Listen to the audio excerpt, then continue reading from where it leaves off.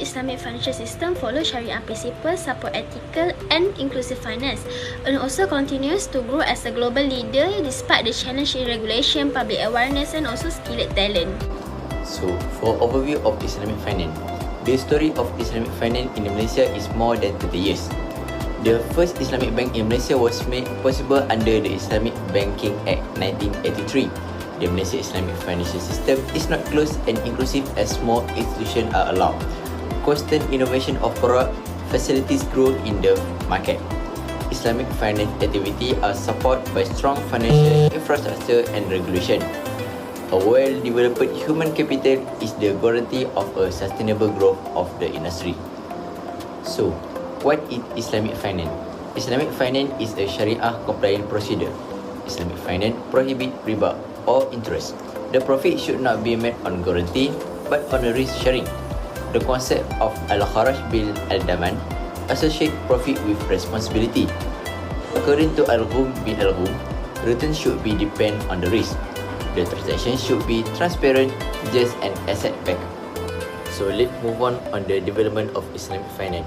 For the first one is foundation stage. Focus on establishing the basic framework of Islamic finance.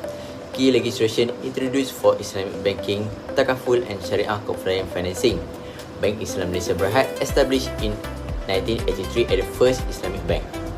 For the second phase, which is institutional and market development, conventional banks are allowed to operate Islamic window in 1993. Associate of Islamic Banking Institution in Malaysia established in 1995. Islamic interbank money market introduced to improve liquidity management. For the third phase, which is international integration, focus on global positioning of Malaysia Islamic finance industry, emphasis on product innovation and human capital development, and also strengthening of legal, regulatory and Sharia framework. Malaysia positioned itself as an international Islamic finance hub. So for the last one, which is rapid growth stage, Malaysia record the highest sukuk development indicator at 93/100. So outperform countries such as Bahrain, Jordan, Kuwait, UAE and Oman. Malaysia is recognized as a global leader in Islamic finance development. Moving on to the next parts, we will discuss the importance of financial system in Malaysia. The first reasons for the preference shows to IFS its adherence to all Sharia norms. Sharia rules regulate every financial activity performed by a Muslim. The Sharia rules in IFS prohibit riba or interest because it is considered very exploitative and unjust. The riba system promises profits without any risk and hard work. In this regard, to ensure that all transactions are halal, there are Sharia boards that regulate all these products, contracts, and operations to ensure they are halal. For Muslims, it is a method of giving them assurance that all transactions they undertake are halal, and for non-Muslims, it brings out the ethics and good virtues that attract them to Islamic finance. The second reason is Islamic finance focus on social responsibility and inclusiveness, where it seeks to create a financial sector that not only focuses on the goals of profiting entities but also on the welfare of the whole society at large. The Islamic financial institutions have also been at the front of financial exclusion, especially through ethical funding of people who cannot otherwise access financial institutions such as low-income earners. The main reasons why Islamic finance has been so popular in terms of acceptance among people is because it puts into account both financial progress and social welfare. The third reason is risk sharing. Risk sharing is a favorite in business dealings with its customers. This fosters the equitable distributions of risk, profits and losses. It also means that the due diligence and Islamic bank performs cover not only the creditworthiness of the customer but also the financial stability of the project. The main expectation of customers towards the Islamic financial institutions. The main expectation of customers towards the Islamic financial institutions operating within the Malaysian market relates to the observance of strict Sharia principles and also competitive products and services.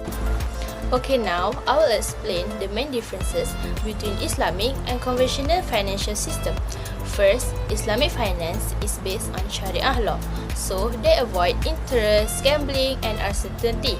They use ethical contracts like murabahah and also ijarah. Conventional finance, on the other hand, they are interest-based and they focus more on risk transfer without religious restrictions. In terms of efficiency, Islamic finance is tied to the real economic activity and they use profit loss sharing.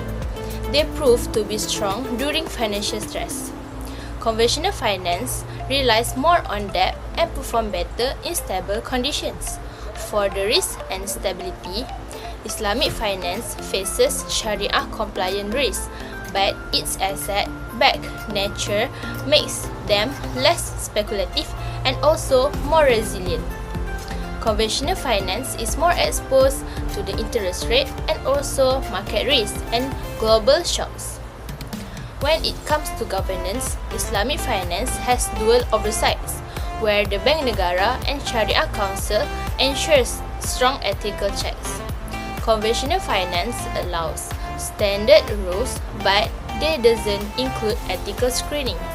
Lastly, in market development, Malaysia is known globally for its innovation in Islamic finance, while conventional markets offer more liquidity and product variety. Now, for this part, I will discuss the regulatory and Sharia compliance issues in Malaysia's Islamic financial system. Although Malaysia is recognized as a global leader in Islamic finance, one of the main challenges is balancing compliance with IFSA 2013 regulations and Sharia principles. Islamic banks are not only required to meet statutory requirements, but also to fully adhere to Sharia rules, which often leads to operational and governance challenges. Another main issue is the lack of uniformity in Sharia interpretation across the institutions. Even though Bank Negara Malaysia's Sharia Advisory Council acts as the highest authority, differences in opinions among the Sharia committee members can still occur. This may result in inconsistency in Islamic financial products and can affect market confidence. Furthermore, Islamic financial contracts such as murabahah, wakalah, and musyarakah are quite complex and require continuous monitoring. Weak Sharia audit practices and limited expertise further increase the risk of non-compliance. Lastly, inconsistent internal controls can weaken Sharia governance. Therefore, stronger integration between the regulatory oversight, Sharia audits, and internal control system is essential to ensure the credibility and long-term sustainability of Malaysia's Islamic finance sector. Continuing from 4.1, I will present 4.2 public awareness and 4.3 product complexity and talent shortage. For 4.2, many people still think Islamic finance is only for Muslim. There is also poor understanding of riba and gharar, which reduce the confidence and slow adoption, while demand depends on Sharia sensitivity and education. Therefore, the solution here is focused more on financial literacy, simpler campaign, and promoting inclusiveness. Next, for 4.3, contracts like wakalah and musyarakah are too complex. Product often copy conventional models, and there is weak focus on fintech and halal research. At the same time, there is a shortage of experts in both finance and Sharia. Therefore, the solution is to simplify product design, train talent, and strengthen the industry-academic collaboration. Next, I will explain about the implication and future outlooks of Islamic finance in Malaysia. So firstly, in terms of implication, Islamic finance enhance the financial stability through its risk-sharing principles. So where profit and risk are shared fairly among their parties. So this helps reduce excessive speculation and financial instability. Secondly, Islamic finance also promote financial inclusiveness by proving Sharia compliance financial assets, where allowing more individual and business to participate in the financial system. In addition, strong ethical governance practice strengthen the public trust in Islamic finance institution. So moving on the future outlook of Islamic finance, the growth of Islamic finance is expected to be driven by the digitalization and also fintech innovation. So technology are used as a base of financial service to improve efficiency and accessibility. Green Sukuk is also expected to play a key role as a sustainable financing instrument that support ESG objective. Furthermore, continuous of human capital development is also essential to ensure the long-term success and competitiveness in the industry. With the strong regulatory support and also expertise, Malaysia is well positioned to become a global leader in Islamic finance. In conclusion, Islamic finance in Malaysia improve financial stability and inclusion through ethical risk-sharing principle and with fintech innovation, which is green sukuk and talent development. It is expected to continue growing as a global leader despite existing challenges.